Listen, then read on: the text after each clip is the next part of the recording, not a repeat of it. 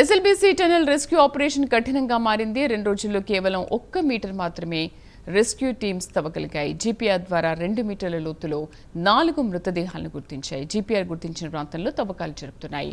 ఊట నీరు టన్నెల్ పైభాగం నుంచి వస్తున్న నీటి కారణంగా రెస్క్యూ టీమ్స్ పనులకు ఆటంకం కలుగుతోంది.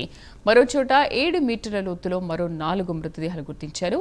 7 మీటర్ల లోతులో ఉన్న మృతదేహాలు వెలికి తీయడం సాధ్యం కాకపోవచ్చని రెస్క్యూ టీమ్స్ అంచనా వేస్తున్నాయి.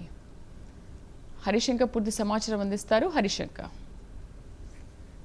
ఎస్ఎల్బీసీ ప్రమాద ఘటనకు సంబంధించినటువంటి పరిస్థితుల నేపథ్యంలో ఒక రెస్క్యూ టీంకి మాత్రం ఆటంకాలు ఏర్పడుతున్నాయని చెప్పవచ్చు. ఎందుకంటే నిన్నటి నుంచి కూడా జీపీఆర్ ద్వారా 4 మృతదేహాలు గుర్తించిన నేపథ్యంలో మరోసారి ఈ రోజు ఉదయం నుంచి కూడా మిగతా 4 మృతదేహాలు గుర్తించేందుకు లోపల వెళ్ళిన వాటికి ఆ రెస్క్యూ టీం కూడా తీవ్ర ఇబ్బందులు పెడుతుంది.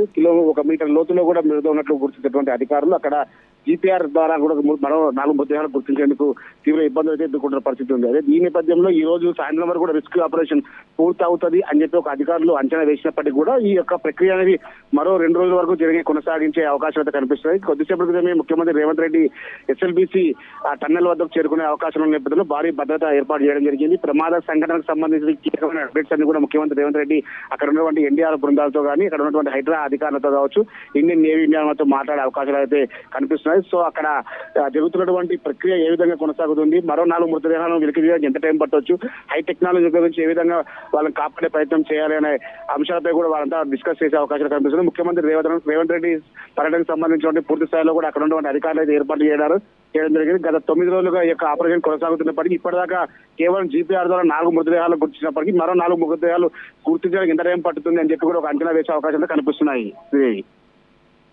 హరిశంకర్, సీఎం రేవంత్ రెడ్డి ఇంకా ఎంతసేపట్లో అక్కడికి చేరుకుంటారు? ఈ రోజు వనపర్తి బహిరంగ సభ ఉన్న నేపథ్యంలోనే 4 గంటల 15 నిమిషాలకు సభ పూర్తి చేసుకుని ఆయన తిరిగి హైదరాబాద్ వెళ్లే అవకాశం ఉండేది. అయితే ఈ యొక్క పర్యటనకు సంబంధించి మరోసారి ఎస్ఎల్బీసీ వద్ద ముఖ్యమంత్రి వచ్చే అవకాశాలు ఉన్నాయని చెప్పి ఇప్పటికే అధికార యంత్రాంగం ముమ్మర ఏర్పాట్లు చేశాయి. కొద్దిసేపటి క్రితమే ముఖ్యమంత్రి రేవంత్ రెడ్డి ఆ ఎస్ఎల్బీసీకి బయలుదేరినట్టు కూడా తెలుస్తుంది. అయితే మరో కొద్ది క్షణాల్లో ముఖ్యమంత్రి రేవంత్ రెడ్డి ఎస్ఎల్బీసీ చేరుకొని అక్కడ ఉన్నటువంటి కీలకమైన అప్డేట్స్ అనేది తీసుకునే అవకాశాలు కనిపిస్తున్నాయి. అయితే హరిశంకర్, ఈ 4 మృతదేహాలను ఇంకా గుర్తించి బయటికి తీయడానికి ఇంకా ఎంత టైం పట్టొచ్చు?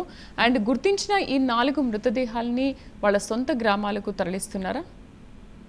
శ్రీదేవి నిన్న జీపీఆర్ ద్వారా 4 మృతదేహాలు పలానా దగ్గర ఉన్నాయని చెప్పి గుర్తించి ఆనవాళ్ళకు గుర్తించి అక్కడ ఉన్న మార్కింగ్ అయితే వేయడం జరిగింది. అయితే ఇప్పటిదాకా ఆ మృతదేహాలను బయటకి తీసే అవకాశం అయితే కనిపించలేదు. సో మిగతా 4 మృతదేహాలు గుర్తించిన తర్వాత వాటిని ఏ విధంగా బయటకి తీశారు, బయటకి తీసిన తర్వాత ఉస్మానియా నుంచి వచ్చినటువంటి డాక్టర్ల ఆధ్వర్యంలో ఆ యొక్క డెడ్ బాడీలకి పోస్ట్ మార్టం నిర్వహించిన తర్వాత వాటిని వాళ్ళ కుటుంబ సభ్యులకు అప్పగించేందుకు వాళ్ళంతా ప్లానింగ్ అయితే చేస్తున్నారు. అయితే ప్రస్తుతానికి అయితే మాత్రం వాళ్ళ కుటుంబ సభ్యులు కావచ్చు, ఆ కార్మికులకు సంబంధించిన బంధువులంతా కూడా పెద్ద ఎత్తున కూడా ఇటు ఎస్ఎల్బీసీ వద్దకు చేరుకొని రోజులు అందించిన పరిస్థితి అయితే ఉంది.